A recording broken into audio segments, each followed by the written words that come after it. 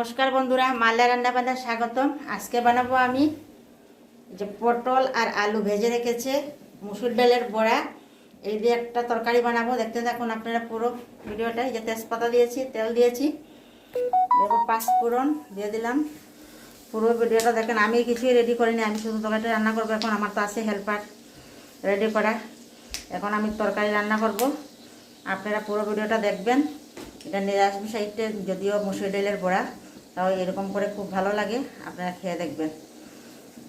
আর এই যে দিয়েছি এখানে হলুদ গুঁড়ো, জিরে গুঁড়ো, ধনিয়া গুঁড়ো, লঙ্কা গুঁড়ো অল্প দিয়ে পেস্ট একটা বানিয়েছি। এটা এখন আমি কড়াইতে দিয়ে দেবো। দিয়ে দিলাম পেস্ট।